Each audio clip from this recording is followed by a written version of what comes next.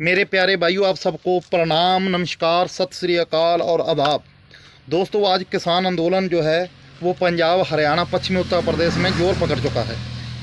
मेरे दोस्तों, हम देख रहे हैं कि जो गोदी मीडिया है वो एक प्रचार करने लगा हुआ है, बहुत शिद्दत से लगा हुआ। वो कह रहा है ये किसान नहीं है, ये आतंकवादी हैं, ये किसान नहीं, ये नक्सलवादी हैं, ये किसान नहीं, ये खालिस्तानी हैं, फलाना ये पाकिस्तानी। हमें बहुत टैग देते हैं ये। और एक सवाल ये और करते हैं, कहते हैं क्या पंजाब में ही किसान है, हरियाणा में ही किसान है, यहीं का किसान आंदोलन क्यों कर रहा है? कोई बिहारी नहीं करता, कोई आसामी नहीं करता, कोई बंगाली नहीं करता, तमिलनाडु, केरला, कर्नाटका, दुनिया भर का बड़ा हिंदुस्तान है, 3 लाख वर्ग किलोमीटर में फैला हुआ। वहाँ तो कोई 30 लाख वर्ग किलोमीटर में फैला हुआ है, वहाँ तो कोई आंदोलन नहीं करता। इसी खित्ते में क्यों होता है 1 लाख वर्ग किलोमीटर के एरिए में? तो मैं आपको बताना चाहता हूँ इस खित्ते में आंदोलन क्यों होता है। सबसे पहली बात, हरियाणा, पंजाब और पश्चिमी उत्तर प्रदेश और तमाम हिंदुस्तान के लोग मेरी बात को ज़रा गौर से सुने। मैं नहीं कहता, राजनाथ सिंह का एक बयान है। राजनाथ सिंह जी कह रहे हैं कि जो पंजाब है ये भारत के जो अन्न भंडार है उसमें पंजाब का योगदान जो है वो 50% है, 53%। आप ये देखना, स्क्रीनशॉट भी मैंने लगाया हुआ, देखिए 53% खाली पंजाब गेहूं प्रोड्यूस करता है। और उसके बाद यदि इसमें हरियाणा को शामिल कर लें, 35% हरियाणा का गेहूं शामिल कर लो, क्योंकि हरियाणा पंजाब एक ही जैसी धरती है, एक ही लोग हैं, तो ये हो गया 85%। और बाकी रह गया पश्चिमी उत्तर प्रदेश और गंगानगर, हनुमानगढ़ ज़िले, जहां ज़्यादातर सिख समुदाय और जाट समुदाय की ही आबादी है।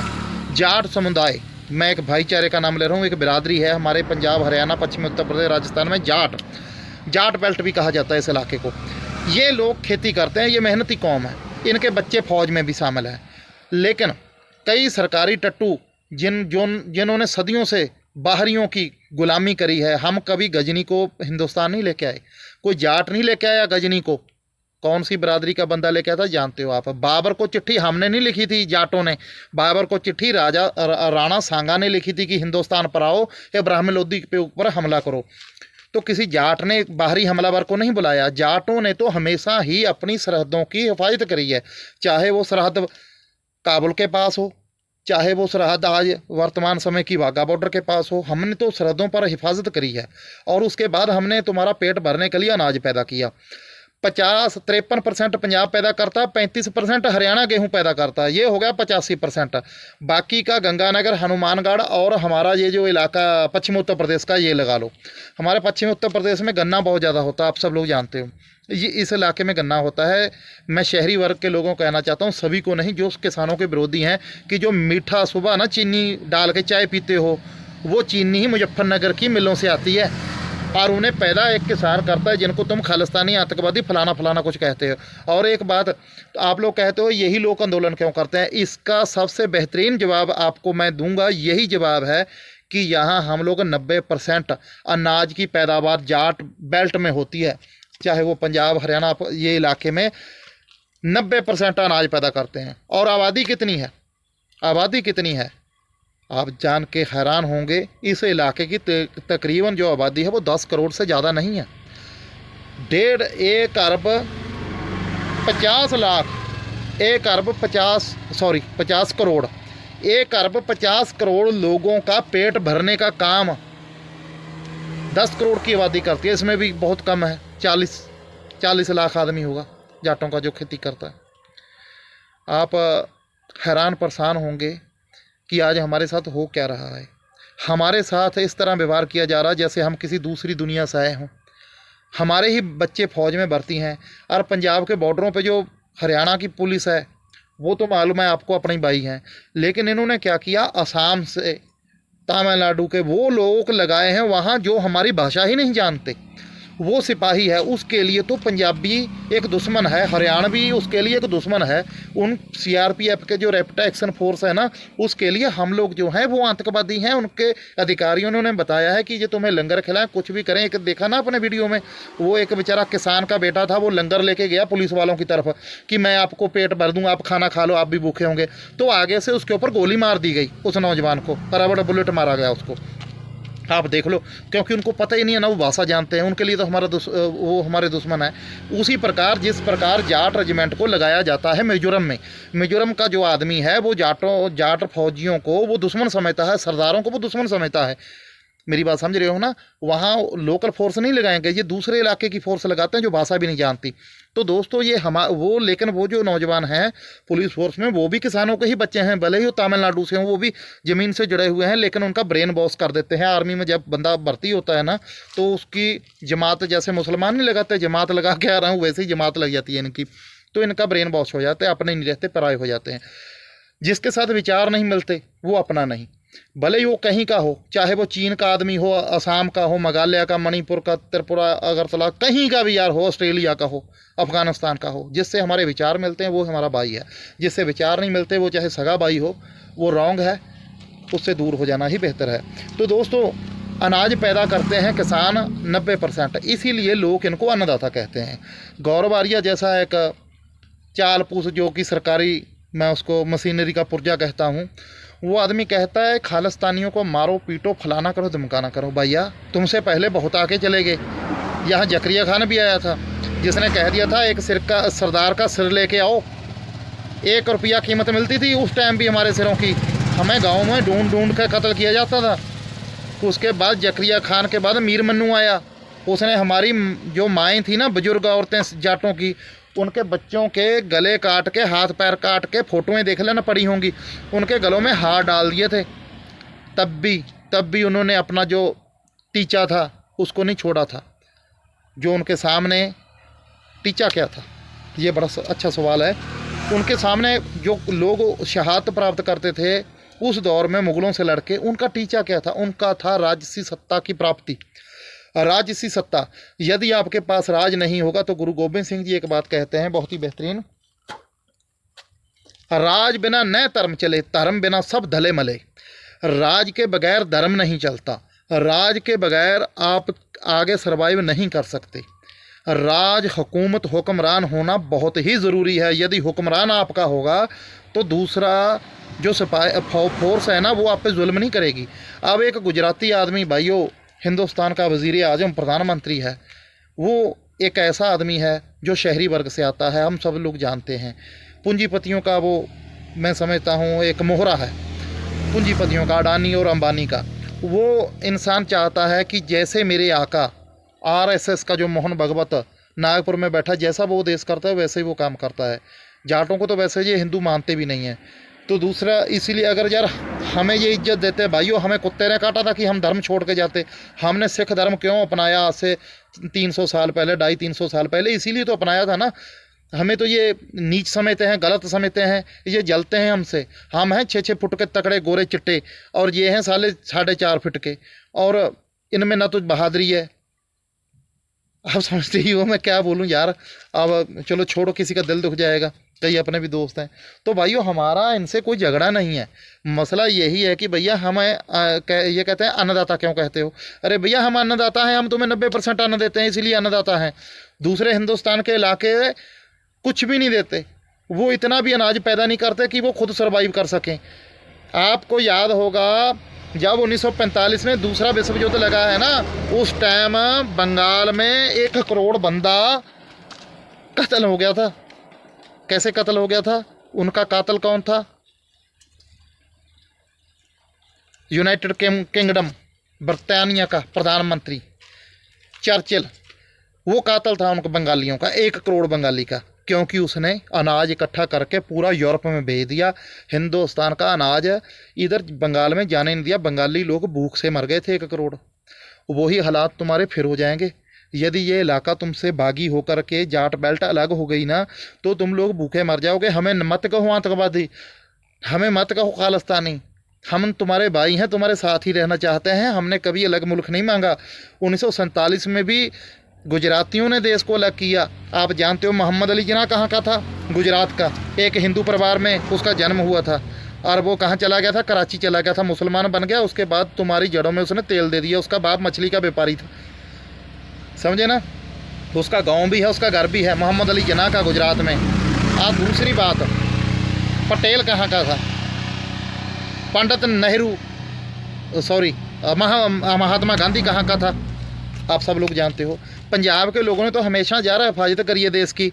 एक बात और, आप हमसे सबूत मांगते हो कि देशभक्ति का सबूत दो, कहो खालिस्तान मुर्दाबाद। हम लोग कभी नहीं कहेंगे। सिखों की सल्तनत महाराजा रंजीत सिंह की वो खालिस्तान था, वो खालसा का राज था, हम उसे मुर्दाबाद कैसे कह सकते हैं? कभी नहीं कहेंगे। आप हमारी गर्दन कलम कर दो, हम कभी नहीं करेंगे। खालिस्तान जिंदाबाद ही कहेंगे हमेशा। क्यों कहेंगे? उसकी वजह है, वो महाराजा रंजीत सिंह का राज था, बंदा बहादुर का राज था।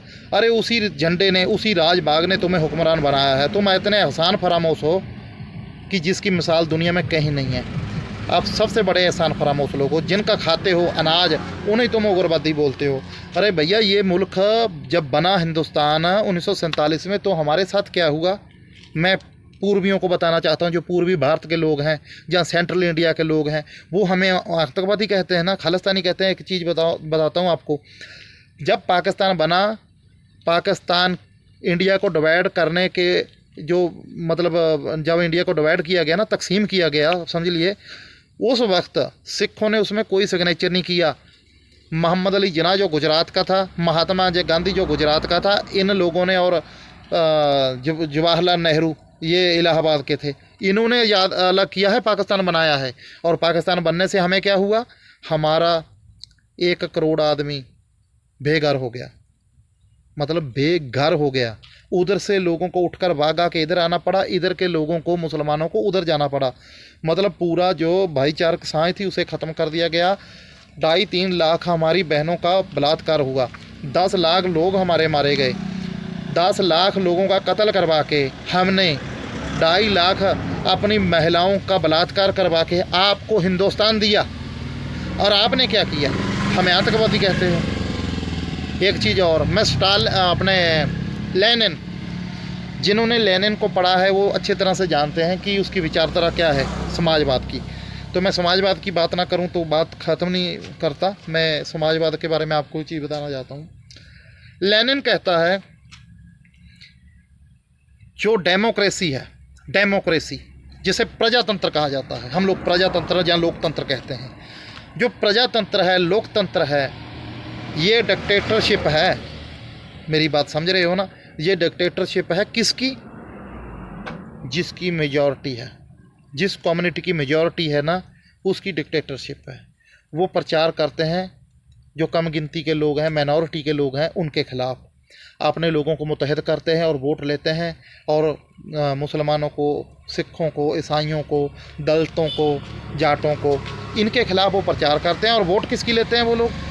मेजॉरिटी हिंदू कम्युनिटी की। और उन्हीं की डिक्टेटरशिप है देश में। उत्तर प्रदेश में चले जाओ, कोई थाना नहीं है ऐसा उत्तर प्रदेश में जहाँ मंदिर नहीं है, कोई अदालत नहीं है, कोर्ट नहीं है। हर कोर्ट में मंदिर बना हुआ है। क्या वहाँ गुरुद्वारा और मस्जिद बनाने दोगे आप? नहीं, कभी नहीं दोगे। तो भैया आपने मंदिर क्यों बनाया? ये तो प्रजातंत्र है। ऑलरेडी ये प्रजातंत्र नहीं है, ये हिंदू राष्ट्र ही है।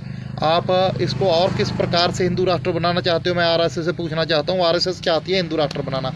जो हमारे दलित भाई, जाट भाई आरएसएस के सपोर्टर हैं, मैं उनसे एक बात कहना चाहता हूँ, हिंदू राष्ट्र तो ऑलरेडी ये है ही, इसमें कोई शक नहीं है।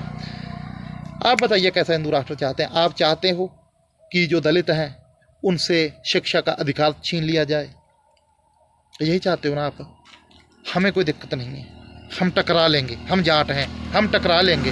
हमारा तो इतिहास ही ये है कि हम लड़ते आए हैं। हमारी हिस्ट्री उठा के देख लो आप। हमने सर्वाइव किया, हमने जंग की है। पंजाब दे जम्मियां नूं नित मुहिमां, मतलब मुहिम पे जाते थे ना लोग पुराने ज़माने की, हम उस मुल्क को जीतने चले। तो पंजाब का आदमी, जो जाट आदमी है, ये तो शुरू से ही बागियाना तबीयत का है। ये तो या तो बागी होता है या बादशाह होता है, एक ही काम होता है। सिख जो है, जाट जो है, वो कभी गुलाम नहीं होता। और मैं अपने दलित भाइयों को कहना चाहता हूँ, सिक्खी में आइए, सिक्खी में आपको वेलकम है। आप इस धर्म को लात मार के सिक्खी में आइए। सिक्खी में आपको सब चीज़ मिलेगी, प्यार मिलेगा, स्नेह मिलेगा, एक बर्तन में खाना मिलेगा। मोहम्मद अली जिन्ना की बात सुनाता हूँ छोटी सी। मोहम्मद अली जिन्ना, महात्मा गांधी ने उसको बुलाया, कहने लगा, जिन्ना तुम्हारे दिल में क्या है? जिन्ना साहब कहने लगे, मेरे दिल में क्या है ये तुम भी जानते हो। मेरे दिल में क्या है ये तुम भी जानते हो, तुम्हारे दिल में क्या है वो भी मैं जानता हूँ। महात्मा गांधी को कहने लगा, महात्मा गांधी जी आप एक कपटी इंसान हो, धोखेबाज हो। मैं आपके धोखे में आने वाला नहीं है। या तो हिंदुस्तान को तकसीम कर दो या बर्बादी के लिए तैयार हो जाओ।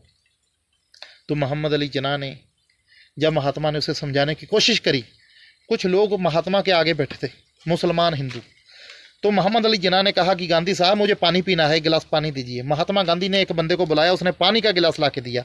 मोहम्मद अली जिन्ना ने क्या किया, पानी की एक घुट पी और गिलास वहीं रख दिया और कहने लगा, गांधी जी आपको भी पीना पानी? गांधी बोला, हाँ मैं भी पीऊँगा बेटा, ले। बोला, नहीं नहीं लेके नहीं आना, यही पियो, मेरा जूठा। तो महात्मा गांधी कहने लगा, अरे मैं तेरा जूठा कैसे पी लूँ? वो कहने लगा, ठीक है रुको। पानी का गिलास मंगवाया, महात्मा गांधी को दे दिया गया। महात्मा गांधी को कहने लगा, पानी छोड़ो थोड़ा। उसने छोड़ दिया। छोड़ने के बाद जिन्ना साहब ने पानी पिया। कहा, मैं और आप, हमारी विचारधारा का फ़र्क है। एक मुसलमान को कहने लगा, उठाया, उसको कहने लगा, लो ये पानी पियो, मेरा जूठा है, ये महात्मा गांधी का। उसने पी लिया।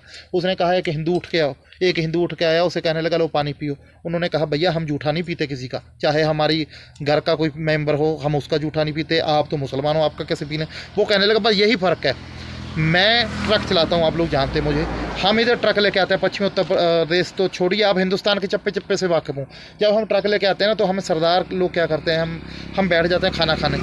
जब हम खटिए पे खाना खाने बैठते हैं ढाबों पर, तो मैं होता हूँ और मेरे साथ जो हमारा हेल्पर होता है, ऑलरेडी 2-4 बंदे भी हो सकते हैं, ड्राइवर, जो पंजाबी ड्राइवर हैं, सिख लोग, उनमें चमार बरादरी, जो हमारे भाई हैं, दिल के कलेजे के टुकड़े हैं, वो लोग भी होते हैं, हमारे बंगी समाज के लोग भी होते हैं, जाट भी होते हैं, सभी बरादरी के लोग होते हैं, मगर वो सिख होते हैं, सरदार होते हैं। वो बैठते हैं और बैठ करके एक प्लेट में वो खाना खाते हैं। तो जो उनको रोटी बरता रहा होता है, उच्ची जाति का आदमी, जैसे आप जानते हो ठाकुर साहब, या ब्राह्मण समाज का कोई बंदा, वो देखता है। एक दिन मेरे को लगा, अरे सरदार जी, ये आप लोग कैसे हो? आप तो इकट्ठे खाना खाते हो, डंगरों की तरह, भैंसों की तरह, आप नीच लोगों के साथ बैठ के खाना खाते हो। मैंने कहा, यही फ़र्क है, ये आज का फ़र्क नहीं है। हम इंसान को इंसान समझते हो, तुम लोग समझते हो कि हम ही सबसे बेहतर हैं और दूसरे जो हैं वो नीचे। ऐसा नहीं है, तुम बेहतर नहीं हो। अगर तुम बेहतर होते तो हिंदुस्तान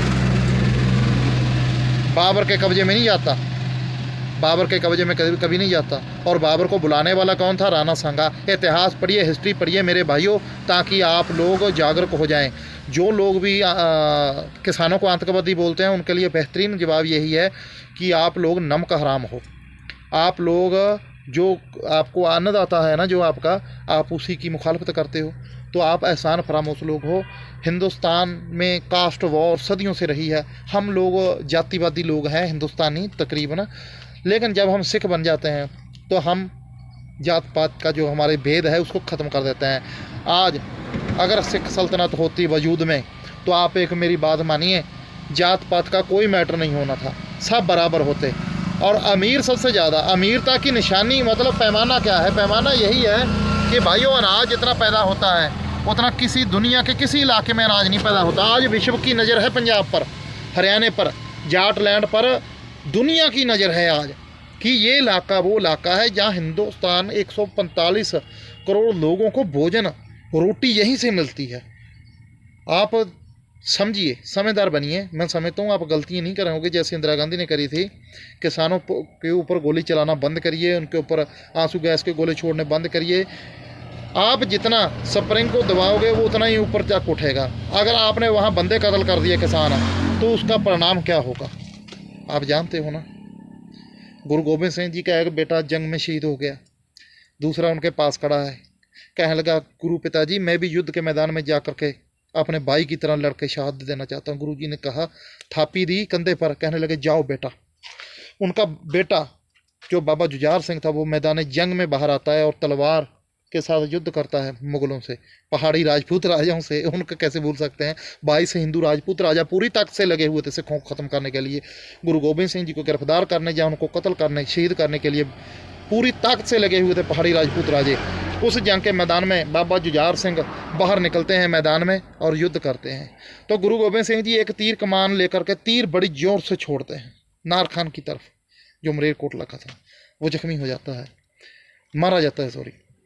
नार खान जो था ना, जब वो मरता है तो गुरु गोबिंद सिंह जी को बहुत क्रोध था। जब बड़े बेटे शहीद हुए, जब छोटा बेटा युद्ध के मैदान में गया, तो गुरु जी ने तीर छोड़ा। वो तीर का कोई मतलब था, वो इसीलिए तीर था कि इस कच्ची गड़ी में गुरु गोबिंद सिंह अभी जिंदा बैठा है। गुरु गोबिंद सिंह अभी जिंदा है, उसका बेटा शहीद हुआ है, दूसरा शहादत देने आ रहा है, लेकिन अब अभी गुरु गोबिंद सिंह जिंदा बैठा है मैदान जंग में। तो मैं उसी तरह हिंदुस्तान के उन हंकारी हुक्मरानों को कहना चाहता हूँ, अब चाहते हो ना कि वो तीर ना चले, वो तीर चलेगा। वो तीर चलता है, गुरु गोबिंद सिंह का तीर कब चला मैं बताता हूँ आपको। जब इंदिरा गांधी ने गुरु गोबिंद सिंह जी के, मैं बताता हूँ वो तीर कब चलता है। गुरु गोबिंद सिंह जी का जो तीर है वो तीर चला था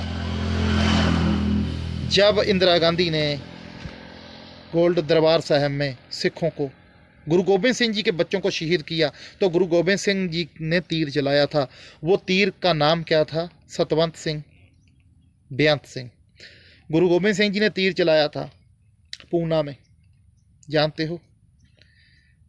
सुखविंदर सिंह सुक्खा, हरजिंदर सिंह जिंदा, जिनको सिक्खा जिंदा भी कहा जाता है, जनरल वैद्या को। तो मैं आपको और बताता हूँ, वो तीर चलता रहता है, वो तीर हमेशा चलता रहता है। वो तीर चला था जब बिट्टू के दादा के ऊपर चला था, पंजाब के चीफ मिनिस्टर बेअंत सिंह, जिसे कोई लोग बुच्चड़ भी कहते हैं, अलग अलग लोगों की राय है। वो तीर चला था। जब भी गुरु गोबिंद सिंह जी के बच्चे शहीद होंगे, गुरु गोबिंद सिंह तीर चलाएगा। वो तीर जब चलेगा ना, तो वो पूरी जो ऊपर में बेर होता है ना, टीसी का बेर कहते हैं, उसको गिराने के लिए चलता है। तो मेरे भाइयों, कभी कोई ऐसा काम ना करो। कोई आतंकवादी नहीं है, कोई बाकी नहीं है, सब लोग इसी देश के नागरिक हैं। ये देश हमारा है, हमारे गुरुओं ने कुर्बानियाँ दे करके इस देश की रक्षा की है। उसके बाद लाखों नौजवानों ने इसकी हिफाजत करने के लिए बॉर्डरों पर जाने दी हैं। हमारे 1 करोड़ लोग पलायन करके 50 इधर से 50 उधर से लोग गए हैं, बॉर्डर के इस पार और उस पार गए हैं लोग, अपने घर बार ज़मीनें ज़्यादातर छोड़ के। 2.5 लाख औरतों ने अपनी इज्जत लुटवाई है इस देश के लिए। मेरे भाइयों, छोटे छोटे बच्चों को गंवाया है इस देश के लिए। हम चाइना के सामने खड़े होते हैं इस देश को बचाने के लिए, हम पाकिस्तान के सामने खड़े होते हैं छाती तान कर, यही जाट किसान इस देश के लिए। हमारे ही बच्चे बॉर्डरों पर खड़े हैं, हमारे ही बुजुर्ग, हमारे ही बेटे भाई शंभू बॉर्डर और खनौरी बॉर्डर और हरियाणा में कई जगह एहतजाज कर रहे हैं, हमारी भाई बहन है। तो आप सींग से, पंजाबी में और हरियाणवी में कहावत है, सींग से दोस्ती पूंछ से बैर, क्योंकि सींग पता है ना पेट फाड़ देगा। सींग से दोस्ती पूंछ से बैर। आप कहते हो खालिस्तानियों से हमारी दुश्मनी है, तो अगर आपकी खालिस्तानियों से दुश्मनी है, खालिस्तान कहीं वजूद में नहीं है और ना ही हिंदुस्तान वजूद में है, इंडिया नाम है इस देश का। और जो हिंदुस्तान जिंदाबाद कहता है, फिर तो भाइयों हम उन्हें भी गाली दें, ठीक है ना। खालसा राज, खालिस्तान कोई बुरा शब्द नहीं है। पहली बात, शुद्ध और साफ को खालिस कहा जाता है, खालिस घी नहीं कहते ये खालिस घी है, ये खालिस फलाना पानी खालिस है। खालिस एक शब्द है अरबी का, और खालसे का मतलब होता है खालसा, स्थान का मतलब होता है जगह, लैंड। मैं तो चाहता हूँ पूरा हिंदुस्तान ही खालिस्तान बन जाए। तो मेरे भाइयों, खालिस्तान कोई शब्द बुरा नहीं है, खालिस्तान को गाली देना नहीं चाहिए, क्योंकि खालिस्तान एक पवित्र, आप नहीं चाहते कि आपका जो समाज है वो सुधरे, एक अच्छा बने। मैं तो चाहता हूँ कि अफ़गानिस्तान के काबुल से लेके अटक से कटक तक पूरा ही खालिस्तान बन जाए। तो मेरे भाइयों, मैं तो चाहता हूँ पूरा विश्व ही खालिस बन जाए, शुद्ध बन जाए, साफ बन जाए। तो मेरे भाइयों, आप जागरूक हों, इसलिए मैंने ये वीडियो बनाई है। और मैं चाहता हूँ जो लोग, एक लड़की का जिक्र मैं कर रहा हूँ अभी, वो लड़की जिसने किसानों को भद्दे भद्दे मतलब इशारे कर रही थी ना, वो नौजवान लड़की कहाँ की है यार? इसी देश की है, हमारी ही कंट्री की है, हमारे किसी शहर से होगी, वो हमारे ही किसी शहर से है, हमारे शहरी वर्ग की वो बेटी है। तो मैं उस बेटी को बताना चाहता हूँ, बेटी, तुम्हारे माँ बाप ने तुम्हें चीखना चिल्लाना सिखाया है। हमारी बेटियाँ पहलवान हैं, कभी भिड़ के देखना हमारी बेटियों से। बैठी थी ना दिल्ली धरने पर साक्षी मलिक, वैसी बेटियां हैं हमारी जट्टों की, उनसे भिड़ के देखना। तुम्हारा गला दबा दिया ना अगर, सांस बंद कर देगी तेरा। ऐसी ऐसी जट्टां दियां तकड़ियां कुड़ियां ने, तुमने चिल्लाना शुरू कर दिया। वो बेचारा बुजुर्ग अवस्था में, वृद्ध अवस्था में किसान है, उसको तू गंदे ऐसे ऐसे कर रही है, ऐसे ऐसे। ये क्या होता है भाइयों? ये क्या है? ये क्या है? वो उसे वो उंगली दिखा रही है, गंदा मजाक। ये देखिए, हमारे देश में तो इतना इसको तवज्जो नहीं देता कोई उंगल को। यदि आप यूरोप में चले जाएं, अंग्रेज़ों की धरती पर चले जाएं, तो इसका मतलब बहुत गंदा निकलता है, आप समझदार हो। तो वो लड़की इस तरह गंदे गंदे इशारे करती है। क्यों करती है? क्योंकि उसके अंदर नफ़रत है। वो नफ़रत कहाँ से आई? वो नफ़रत आई RSS नागपुर से। वो नफ़रत कहाँ से आई? उनके बाप दादों से। यूज़ एंड थ्रो, इस्तेमाल करो और फेंक दो। इन लोगों ने हमें इस्तेमाल किया है। हमारे किसान फसल काटते थे, शहर में लेके जाते थे। पंजाब में किसी को पूछना, अरे कहाँ गेहूं की ट्राली को लेके जाएगा धान की, उसको पूछोगे हाँ कहाँ से आ रहा, बोलेगा अरे भैया मैं मंडी में गेहूं फेंक के आया हूँ, अरे भैया मैं मंडी में धान जीरी फेंक के आया हूँ। ये नहीं कहेगा कि मैं बेच के आया हूँ, वो कहेगा फेंक के आया हूँ। उसका मतलब क्या निकलता है? उसका मतलब निकलता है कि मैं फेंक के आया हूँ। ये लोग आते हैं, इंस्पेक्टर सरकारी जो खरीद वाला आता है ना, मैं देखता रहा हूँ मंडियों में, वो ऐसे गेहूं उठाएगा, उठा के कहेगा अरे भैया ऐसे फेंकता रहे तो बेकार है, चलो दूसरी डेयरी के पास। तो पीछे उसके दल्ले होते हैं, वो कहते हैं सरदार जी बेचना है। किसान कहता है हाँ बेटा बेचना है। बोलना ये 2000 रुपये का मान लीजिए सरकारी रेट है, तो वो कहेगा हम 1700 में ख़रीद लेंगे। किसान कहता है बहन चौदह यहाँ चोरी भी हो रही है, कोई पीपा भर के ले जा रहा है, कोई कैसे ले जा रहा है, 10 दिन से यहाँ मंडी में बैठा भी हूँ, अरे भैया तू 1700 रुपये दे दे, ले जा। मैं खुद जानता हूँ, बोरी में आधा 1 kg दाना गेहूँ ज़्यादा भर देते हैं लोग। कहते हैं किसान पर सूख जाएगा फलाना ज़्यादा करना है, और भर के बोरियाँ 1700 में ही ले जाते हैं, 2000 का माल। तो आप बात समझिए। और ये आटा बेचते हैं कितने में? 40 रुपये 35 रुपये किलो। तो मेरे दोस्तों समझिए आप बात को कि हमारे साथ हो क्या रहा है। इस साल की बात है, आज से 10-15 दिन पहले की। अबोहर फजल का एरिया में पंजाब में किन्नू की खेती होती है, जैसे संतरा भी कह देते हैं। संतरा वैसे महाराष्ट्र में होता है। किन्नू की खेती होती है। किन्नू किसान से लिया 2 रुपये में, और एक रेड़ी वाला ठेले वाला 50 रुपये का किन्नू का गिलास। एक अगर जूस का गिलास पीना आपको तो 50 रुपये लेगा जूस निकालने वाला। आपको कितने में दिया जाता है? लिया जाता है आपसे लिया जाता 2 रुपये में। और जो किसान मजदूर से तुड़वाता है उसको, बाग में जा कर के जो तुड़वाई है ना, वो 2 रुपये किलो तुड़वाई है उसकी। पैकिंग पुकिंग करके ट्रांसपोर्ट का 2 रुपये खर्चा है उसका। उसके बेचारे के पल्ले क्या पड़ा? तो किसानों ने दुखी होकर के अपनी ट्रालियाँ DC दफ्तर के आगे फेंक दी, किन्नू रोड पर फेंक दिया। ऐसे ही आलू का हाल है। तो मेरे दोस्तों दिमाग पे जोर डालिए थोड़ा, किसानों के साथ हो क्या रहा है समझिए आप इस बात को। हिमाचल प्रदेश में चले जाइए आप, 7-8 साल पहले की बात है। हिमाचल के मैं गया इधर कुल्लू मनाली, भूंतर कस्बा पड़ता है, वहाँ जाकर के मैंने सेबों का रेट पूछा। मैंने कहा चलो ले जाते हैं 10-20 किलो। तो क्या रेट है भैया? कहने लगा सरदार जी 10 रुपये किलो है। मैंने कहा भैया ठीक है। तो मेरे दोस्त थे वो कहने लगे राज भाई वहीं से ले लेंगे, पठानकोट से ना, सॉरी ये क्या नाम है, रोपड़ से ले लेंगे, फिर पंजाब से ही ले लेंगे। मैंने कहा चलो। वहाँ से 180 किलोमीटर आने के बाद, 200 भी नहीं है, नहीं 200 नहीं पड़ता, ये 160-65 किलोमीटर है भूंतर से। रूपनगर तो बहुत नज़दीक है, वहाँ से 150 किलोमीटर होगा। 150 किलोमीटर आने के बाद उसी सेब का रेट 100 रुपये किलो। वहाँ से 10 रुपये को खरीद रहे हैं, वो बेच ही रहा है यार 10 रुपये को किसान। जोर डालिए दिमाग पे। लहसुन मध्य प्रदेश में लोगों ने नदी में फेंका है। हमारे क्या रेट है? 600 रुपये किलो लिया था मैंने। 200 रुपये का पहिया लेके आया हूँ। घर में मेरी माँ कहने लगी ले आ दे मेरे को लहसुन। मैं लेके आया 1 पहिया, 200 रुपये का दिया, मंडी आया हूँ घर से।